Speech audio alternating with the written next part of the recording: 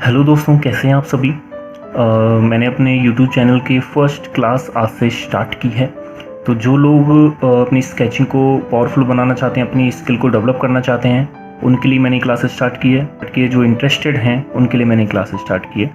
तो first of all मैं आपको थोड़ा सा मटेरियल के बारे में, कुछ लाइनिंग्स के बारे में कि लाइन को कैसे पावरफुल बनाया जाता है, कैसे फोर्सफुली लाइन को की जाती है, आर्टिस्टिक लाइन जो होती है वो कैसे की जाती है, तो उसके बारे में आपको थोड़ी सी नॉलेज देना चाहता हूँ। तो सबसे पहले हम जो पेंसिल जो हम यूज़ करते हैं वो हम HB की पेंसिल, जैसे अभी तक स्कूल में भी हम पेंसिल HB की पेंसिल यूज़ करते आए है। और फिर उसके बाद में कौन कौन सी सीरीज होती है पेंसिल की, तो उसके बारे में आपको बताना चाहता हूँ। जैसे HB की पेंसिल जो है वो मीडियम पेंसिल होती है एक तरह से। इसके बाद में H सीरीज होती हैं, H1, H2, H3, ये हार्ड होती हैं थोड़ी, ये आर्किटेक्चर में यूज़ की जाती हैं। और B सीरीज जो होती हैं वो ब्लैक पेंसिल होती हैं और सॉफ्ट होती हैं। तो V1, V2, V3, V4, V5, V6, इस तरह से V10 तक पेंसिल्स होती हैं। तो नॉर्मली जैसे लाइट लाइन करनी होती है तो HB पेंसिल को यूज़ कर लिया जाता है। बाकी फाइन आर्ट्स में अगर स्केचिंग करनी है, स्केचिंग को थोड़ा सॉफ्टनेस लानी है या फिर पावरफुल लाइन को यूज़ करना है, तो उसके लिए हमें B4 और B6 पेंसिल को हम ज़्यादा यूज़ करते हैं, क्योंकि थोड़ा सा वो सॉफ्ट भी होती हैं। हम जितना प्रेशर देते हैं HB में, जितना प्रेशर देते हैं, ठीक है, तो उतने प्रेशर पे हम अपनी लाइन को, अपनी स्केचिंग को थोड़ा सा डार्क कर सकते हैं। अब मैं आपको पेंसिल को थोड़ा सा शार्प करना बताऊंगा। नॉर्मली तो हम जैसे नॉर्मल शार्पनर जो आता है उससे हम पेंसिल को शार्प किया करते हैं, और एक जो ये कटर है, नॉर्मल कटर है, इससे भी हम पेंसिल को शार्प करते हैं। और एक ये पेपर कटर आता है थोड़े बेस्ट क्वालिटी का, इससे भी पेंसिल को शार्प किया जा सकता है। बाकी हम नॉर्मल इससे हम पेंसिल को एक बार शार्प करके मैं आपको बताता हूँ। तो पेंसिल का जो ये वाला जो पार्ट होता है, उभरा हुआ जो पार्ट होता है, हम इस पे कटर को लगा के और इस वाले थंब से हम प्रेशर देते हैं इस तरह से। इसको थोड़ा थोड़ा हम पेंसिल को घुमाते रहेंगे। एक एक फिंगर हमारे पेंसिल के नीचे, टिप के नीचे रहेगी। इस तरह से जितना जितना पार्ट आपको हटाना है आगे से आप हटा सकते हैं। जितना लॉन्ग आपको शार्प करना है उतना आप कर सकते हैं। और इस तरह से आप पेंसिल को नीचे रखना है, पेंसिल को फिंगर को नीचे रखना है, ना कि आगे, इससे कटने से बच सके। इस तरह से आप पेंसिल को शार्प कर सकते हैं। ये देखिए,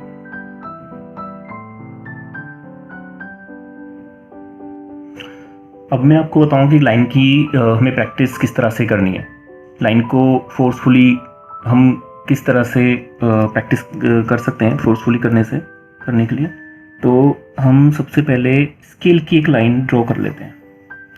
ये हमें स्टार्टिंग में कुछ दिन के लिए करना है, स्केल की लाइन। उसके बाद में हम स्केल को छोड़ देंगे। इस तरह से पॉइंट हम लगा लेंगे, ठीक है। और इस पॉइंट से और इस पॉइंट तक हमें लाइन को ड्रॉ करना है। पहले हम एयर में इस पॉइंट से इस पॉइंट तक, फर्स्ट पॉइंट से सेकंड पॉइंट तक हम लाइन को इस तरह से ले जा सकते हैं। एयर में पॉइंट को ले जाना है हमें, फिर धीरे धीरे हमें लाइन को ड्रॉ करना है, थोड़ा सा स्पीड से।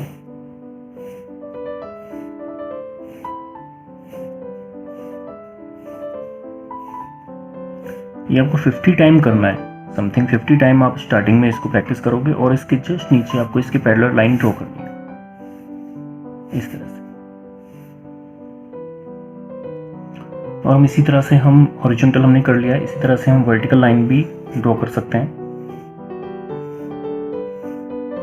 थोड़ा सा फोर्सफुली हमें यूज करना है।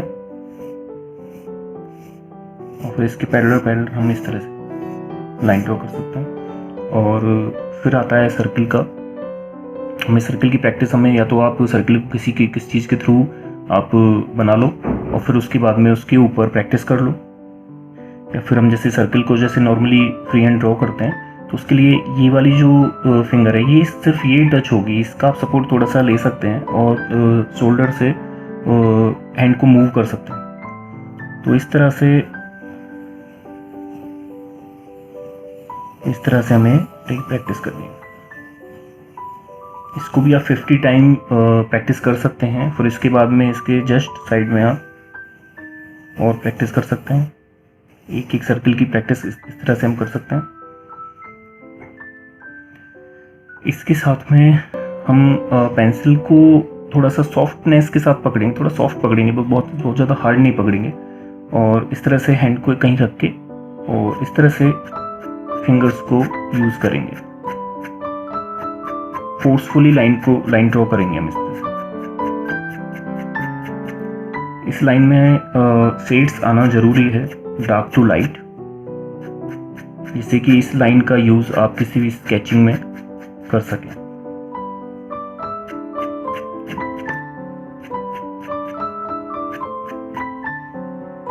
स्लो नहीं करना है, थोड़ा सा फास्ट करना है।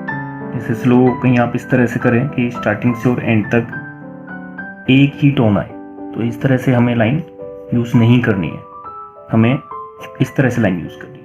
ये परफेक्ट है। और इसी तरह से आप मेरे साथ जुड़े रहिए, जिससे कि नई नई ट्रिक्स, नई नई स्केचिंग आपको मिलती रहें, नई नई वीडियोस आपको मिलती रहें। उसके लिए आप लाइक कीजिए, शेयर कीजिए, सब्सक्राइब कीजिए और बेल बटन को दबाना मत भूलिए।